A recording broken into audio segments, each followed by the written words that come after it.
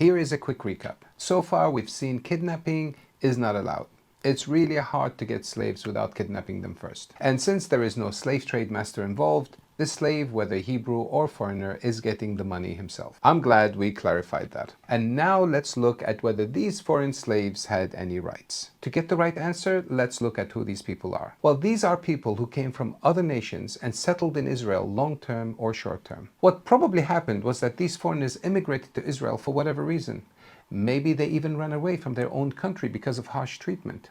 Or maybe they wanted to serve the Hebrew God, or maybe there was some other reason. Either way, those who didn't have money voluntarily became bond servants or just servants and offered themselves as hired workers so that they can build a life in Israel. Our God is so loving and so merciful, He made provision for these foreigners by allowing them to sell themselves in the same way a Hebrew can sell himself when he's in trouble, to provide for them and their family without being a burden on society. But how do I know they had rights and that they were not abused or oppressed? Well, that's easy, because in the same book it says to not do them wrong. And elsewhere it says to treat foreigners as a native Hebrew citizen and to not mistreat or oppress them. In fact, in Deuteronomy it says, "Cursed is anyone who withholds justice from the foreigner.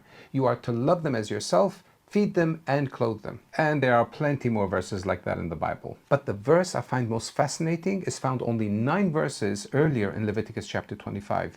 The very same chapter that supposedly tells us that foreigners have no rights. In verse 35 it says, "If your brother becomes poor and cannot maintain himself with you, you shall support him as though he were a stranger and a sojourner, and he shall live with you." What is that saying? How are you supposed to treat an Israelite? You must help the Israelite the same way you help a foreigner? Doesn't that mean the standard of helping a foreigner is so high that you are to use that as your benchmark for helping a native Hebrew? Shouldn't it be the other way around? How typical. The skeptic does not even bother to read more than 3 verses before determining what the Bible is actually teaching. It's really disappointing to hear that even some professors and scholars say that the Israelites were commanded to treat foreigners as harshly as the Israelites were treated in Egypt. In fact, that very claim directly opposes Deuteronomy chapter 10 verse 19, where it says, "And you are to love those who are foreigners, for you yourselves were foreigners in Egypt." In other words, treat the foreigners especially well, because you know what it's like to be treated harshly. So I suppose if you have to love them and can't mistreat them, nor wrong them, or withhold justice from them, well, it's probably safe to assume that these foreigners had plenty of rights. So we'll cross that one out too. Okay, so for me, this is not looking anything like the modern day slavery or African slave trade. But we're not finished yet. Let's now look at whether they were slaves for life, as the skeptics keep telling us.